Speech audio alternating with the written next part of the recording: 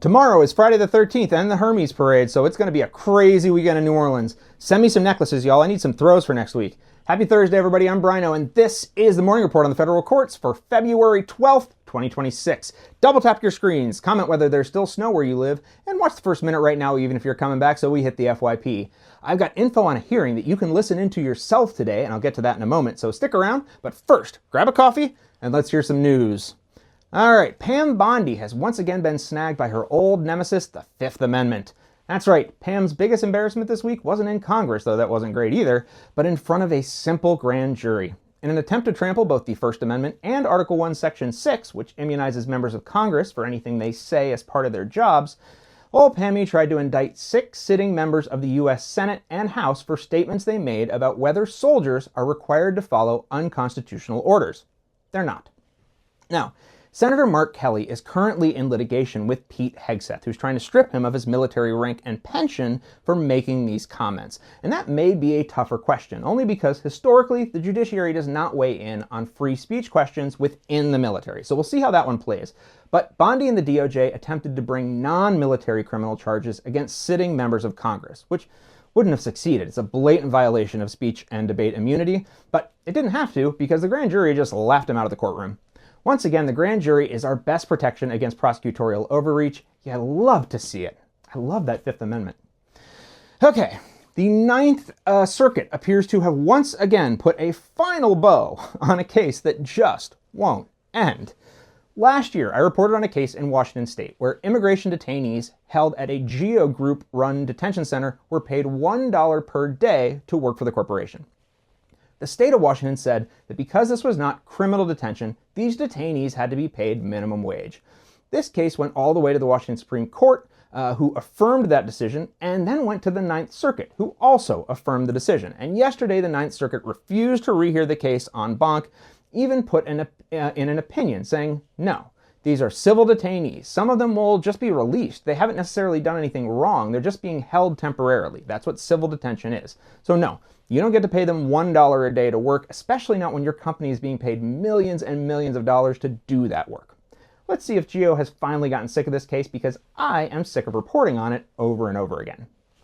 Okay, today there will be a hearing in a pretty important case, and you'll actually be able to call in and listen to it for yourself. All right, the case is called Neguse v. ICE, and the hearing will be at 2 p.m. Eastern Time. Call-in number is 833-990-9400, and the meeting ID is 251-046-985. So I'm going to run you through a few things to understand if you want to follow this hearing. But there are also pretty interesting legal issues, so even if you're not going to listen, it should still be useful. Okay, Neguse v. ICE is a case where 12 members of the U.S. House of Representatives sued Immigration and Customs Enforcement for blocking their access to immigration facilities unless they give like 7 days notice. These members of Congress say, you're not allowed to do that because every year since 2020, Congress has added what they call a rider to the annual funding for DHS that says, here's your money so you can operate, but you're not allowed to use this for, well, I'll give you the fancy language. None of the funds appropriated or otherwise made available to DHS by this act may be used to prevent members of Congress from entering any facility operated by or for DHS, so that includes the GEO Group, and used to detain or otherwise house aliens for the purpose of conducting congressional oversight. But Kristi Noem's not going to let some pesky rider get in her way. She went ahead and blocked the members of Congress from coming in anyway. And back in December, the court said, you can't do that. But Kristi Noem's not going to let some pesky court order get in her way. So she issued a new rule in January that sort of rearranged the words a little, but still said members of Congress had to give 7 days notice. So today, members of Congress are asking the court to stay that new rule. And there's a couple of things here that may be particularly interesting.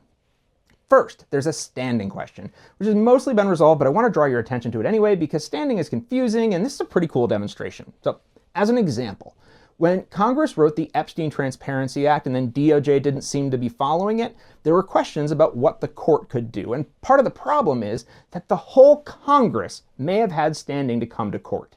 The DOJ had harmed Congress as a whole by not following the law. But when 2 individual members of Congress came forward, what's your point? You're not Congress, you're just two dudes. You don't have standing on your own. So that's one example, and it didn't totally play out like that. It just works as a good example. So, but this case is different because here the law, the rider, says that any individual members of Congress have a right to enter ICE facilities on their own. So that means these guys, these individual members, have standing as individuals. So that is interesting, and it's different. It demonstrates a little bit about standing. So keep that in mind. Okay, second thing to pay attention to here is that Kristi Noem says the rider only provides access to buildings where aliens are housed or detained. That's the wording. And she says that a lot of ICE facilities are just holding centers, not detention centers, so no one is being housed there. So she says she can block access to those. Now, her argument may be a little semantic, and she doesn't totally clarify what she means. If she's saying that some of these are just like 9-to-5 offices that happen to have like a holding cell in them, but they're basically just kind of waiting rooms, people are stuck there for an hour maybe, she may have a point. Of course, the counter argument is that the word detain in the rider is pretty broad. If people are not allowed to leave a building, they're probably detained there. But at least there could be a discussion about that. So the wording is a facility where people are detained or otherwise housed. All right, we'll see. So the third thing to pay attention to, and I think this may be the big one, Kristi Noem argues that Congress passed 2 different funding bills this year and only one had the rider in it. So it basically says, well, we can just use the money from the second bill to run these facilities and that money is not restricted. But this argument runs into something I've told you guys about before. I call it the bathtub problem, and it's one of my favorites, so bear with me. All right, let's say you're going to take a bath and you decide that it takes exactly 1 gallon of water to wash your feet. So you designate a gallon in the bathtub for Tootsie scrubbing. What happens if I come by with a bucket and pull a gallon out of that tub? Did I just steal your paw cleaner? No, that's not how water works. Water is what we call fungible. The water in one end of the tub or the other end of the tub is all just water. You don't separate out a particular gallon of it for cleaning your hooves. Money is the same way. $1 bill, especially if it's inside of a bank account, is no different from any other dollar bill. Any amount of money within a larger amount of money, just like a gallon of water in a bathtub, is part of the larger amount.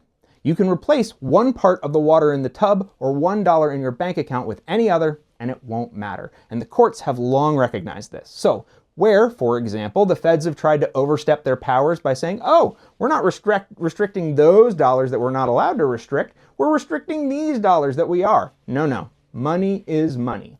So if DHS was given $1 million from one bill and $1 million from another bill, what they got was $2 million from Congress. Or at least that's how it's usually been seen in the past. But Kristi seems to be going after this argument anyway, so you can call the number on your screen right now at 2 p.m. Eastern and see for yourself how the argument lands. I'd try to call a little bit early, they can fill up, but bring your popcorn. All right, that is your Thursday morning report on the federal courts. If anybody can send me some Mardi Gras throws or beads, I'm thinking of doing a one-man crew walk on Tuesday through my neighborhood, and I'm all out. My address is in my profile, it's the one on Florida Avenue. Otherwise, I will see you all tomorrow for Aloha Friday. Have a great Thursday, everybody.